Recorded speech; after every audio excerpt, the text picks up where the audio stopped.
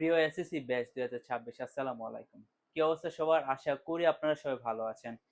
আপনাদের জন্য আমি কোনো আগন্তুক নই এই পদ্ম থেকে আপনাদের জন্য জাস্ট বেশি না মাত্র ৫টা সৃজনশীল রাখছি। হ্যাঁ, আপনি যদি ৫টা সৃজনশীল ভালোভাবে পড়েন তাহলে কিন্তু পরীক্ষায় 100% কমন পাবো। আর আমি কোনো আগন্তুক নই কবিতা থেকে আপনাদের এবার এসএসসি পরীক্ষায় কমন আসার চান্স যদি আমি বলি, এটা হচ্ছে গিয়ে 50 নয় 60 থেকে 80% আপনাদের এখান থেকে কমন আসতে পারে। তো আপনারা ভিডিওটা সম্পূর্ণ দেখেন, কারণ এই ভিডিওটা আমি আপনাদের জন্য বানাইছি 5টা সৃজনশীল ধাপে ধাপে বানাইছি যেন আপনাদের সম্পূর্ণ অধ্যায় কভার হয়। আর মেন বই পড়ার উপরে কিছু নাই, আপনারা মেন বই ভালোভাবে পড়বেন, এই সৃজনশীলটা আপনারা ভালোভাবে দেখবেন যেন আপনাদের কমন পড়ে। প্রত্যেকটা সৃজনশীল আমি পুরা বই কভার করেছি একদম শুরুতে লাস্ট পর্যন্ত। তো দেখেন, আপনাদের জন্য আমি দেখাই প্রথম যে সৃজনশীলটা আছে।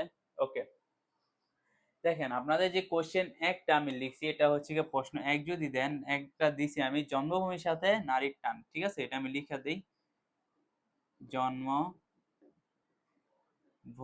সাথে নারীর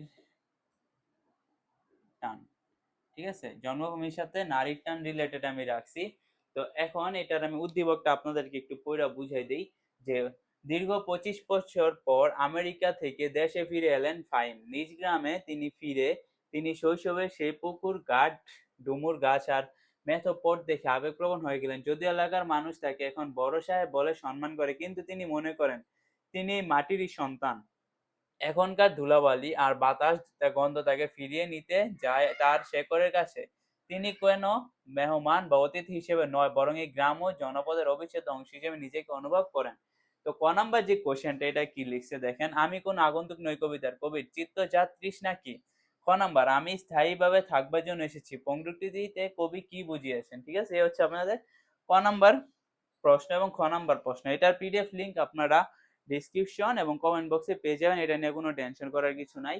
তো খ নাম্বার কোশ্চেনটা দেখেন, সরি কোশ্চেন নং 2, এটা হচ্ছে গিয়ে প্রকৃতি ও মানুষের নিবিড় সম্পর্ক। আচ্ছা, এটা হচ্ছে গিয়ে কি, প্রকৃতি ও মানুষের নিবিড় সম্পর্ক।